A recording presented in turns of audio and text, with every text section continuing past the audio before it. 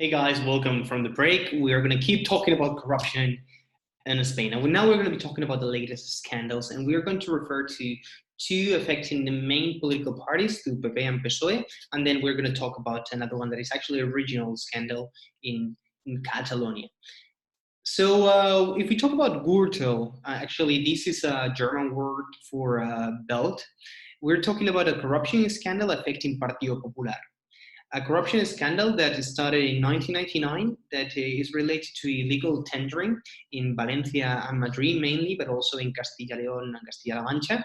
So affecting a large part of the territory. And what it consisted is actually public contracts being won by different companies, and these companies actually paying for winning the contracts money to Partido Popular officials and even to the party itself.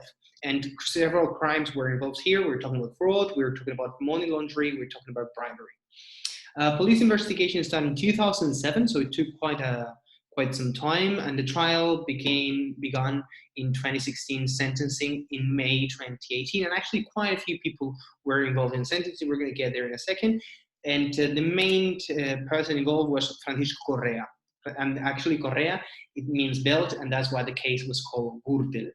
Francisco Correa was the person pretty much setting up the whole structure, the whole illegal tendering structure, creating the companies, and benefiting mainly from it, but also obviously giving out the money to the different politicians. And he was sentenced in 2018 to 51 years in jail. Also Pablo Crespo, and more importantly, the next person that appears in that list is Luis Bárcenas. Luis Bárcenas was the treasurer of Partido Popular. He was the person in charge of finances within the party, and he was sentenced to 33 years in jail for the crimes we mentioned before.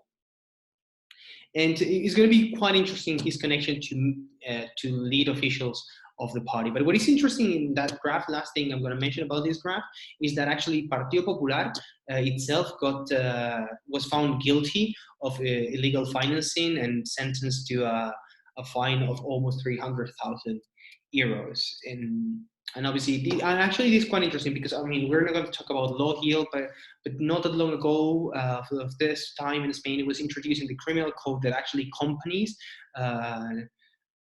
we call it personas jurídicas, a legal personality, can be found guilty in a criminal case. And this was the first time that a political party was found guilty in a criminal case.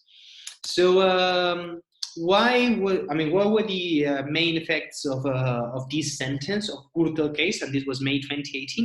It was actually there was a they brought a vote of no confidence to Parliament, PSOE, and because of this corruption scandal, Mariano Rajoy, the person you see in that picture, the former president of the government in Spain, lost the trust of the chamber. So actually, he was replaced by Pedro Sánchez. And it's the first time that corruption had such a deep political implication that a president of the government actually lost his position and a politician of the other party replaced him. So big political turmoil because of this corruption scandal. And why did it affect the party? On the one hand, obviously, because we saw before that the treasurer was involved, that actually the party was sentenced, it was found guilty because of actually profiting from all these structure, but also because of what you can see here. And these were actually messages that Mariano Rajoy, president of the government, sent to Luis Bárcenas, to the treasurer of the party, when he was in jail awaiting for trial. And actually, he sent him messages asking him to be calm, to keep everything in mind. You can read them actually there. And obviously, this was very controversial, and it definitely hit the media. But this was much earlier. This was 2012, 2013. Because what it was also important was this, and these were some of the records that actually Bárcenas later provided into court, where you could read different names and amounts of money next to them. And one of the names you can read there is M. Rajoy. And obviously, over there, this was referring to Mariano Rajoy and the amount of 2.1 million euros next to it. And even though this was not proven, Mariano Rajoy, the former president, was never brought before court for this, but it kind of signaled certain direction. So this was one of the scandals. If we continue and we talk about ERES, we are going to talk about PSOE now, and actually we're going to talk about it in Andalusia. This took place. The sentencing of it was very recent. It was in 2019.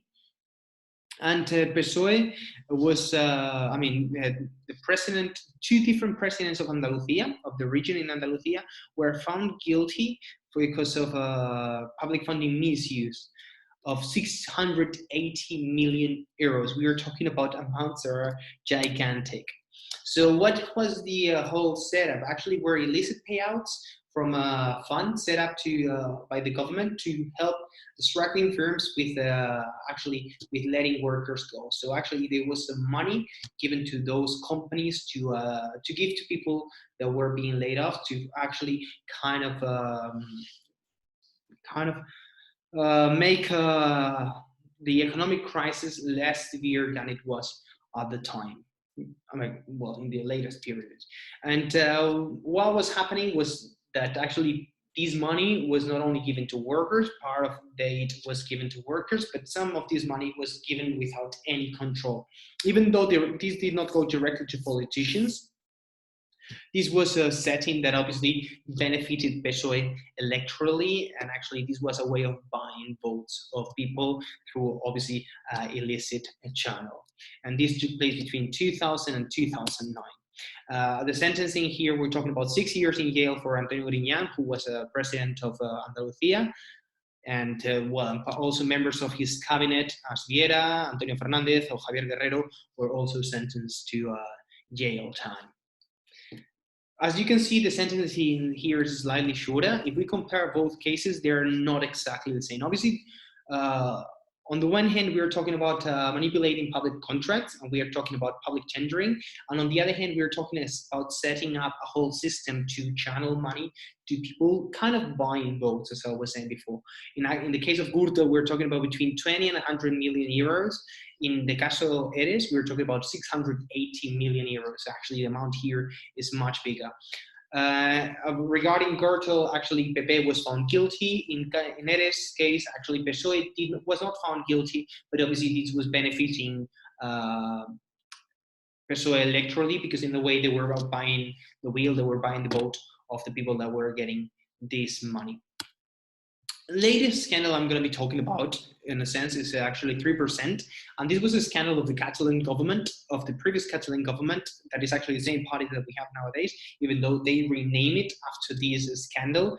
And it was that every single public contract in Catalonia, the government, actually not the government, but the party in government, Convergència i Unió, was keeping 3% of what that contract was budgeted at. So you can imagine this is a case that is still being trialed. So news still to come in this regard.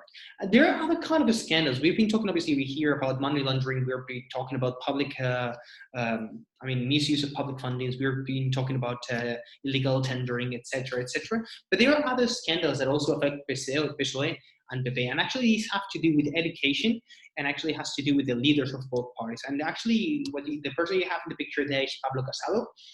And actually, what it was really dodgy about Pablo Casado was how he got his master's degree.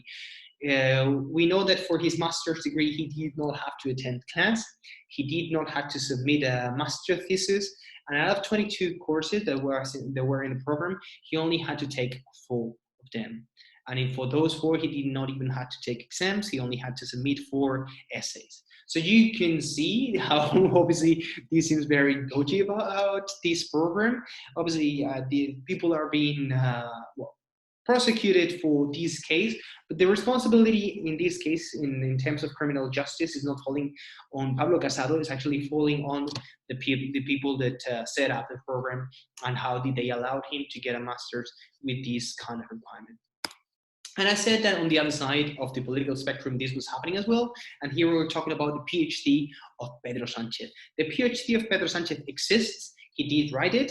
Actually, he was a professor afterwards, but for a long period of time, he refused that anyone will access his PhD. This is a possibility that there's in Spain that is very odd, to be honest, that once you've written your dissertation, you can store it in the university and you can decide whether to give people access or not. And Pedro Sánchez, for a long period of time, did not allow people to go and get his book.